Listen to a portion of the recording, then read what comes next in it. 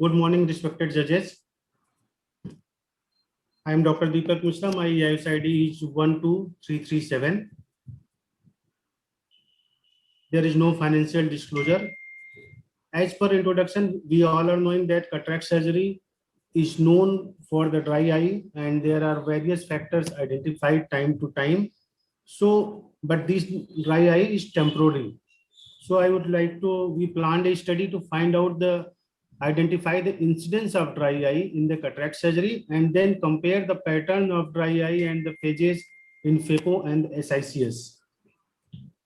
It is a prospective observational study done at Regional Institute of Ophthalmology on the 120 eyes at the last year between almost 1 year of the follow-up to April 19 to 20. All the inclusion criteria were cataract surgery patient planned for the routine surgery, and we excluded the possibility of the pre-existing dry eye or the patient with dry eye, corneal opacity, dysfunction, and extra.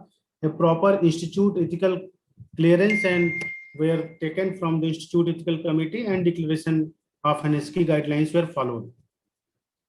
We divided the group into two groups, and in group 1, we have taken SICS patient, group 2 phaco patient.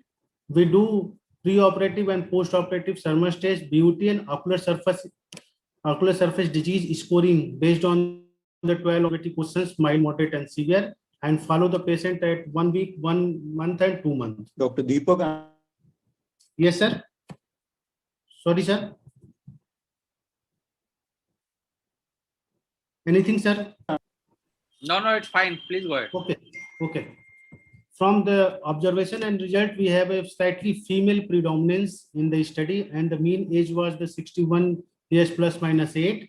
And the incidence of dry eye we find in SICS was slightly higher, 27%, and in phaco was 14.82%.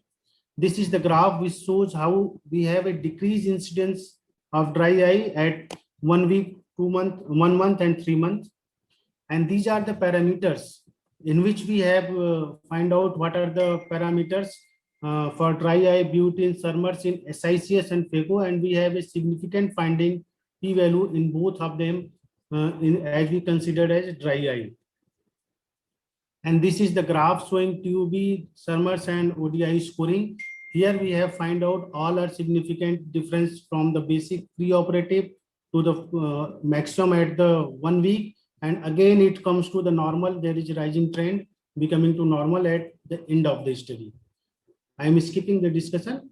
The major limitation of our study is that cataract surgery is performed by 2 persons who are in my unit. So there may be some individual variation by the surgeons, but we use the common technique and instruments so that it may be practical.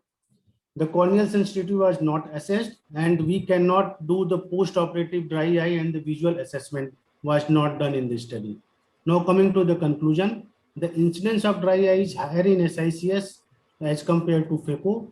The take-home message from this study is that the ophthalmic surgeons should aware of the dry eye problem, and they have to do the proper counseling and do early treatment, whatever tear substitute they like, add on in the post-operative care, because in most of the cases, the patient may have some problem, or after the surgery, it is difficult to explain them why this dry eye will occur. So proper counseling at earlier stage and more in the SICS is important.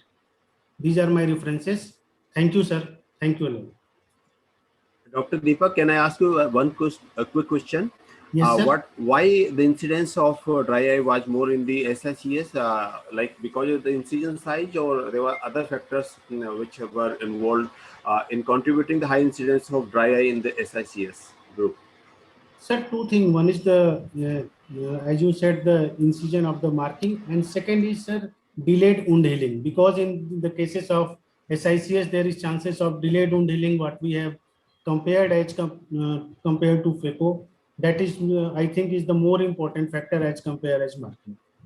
Thank you.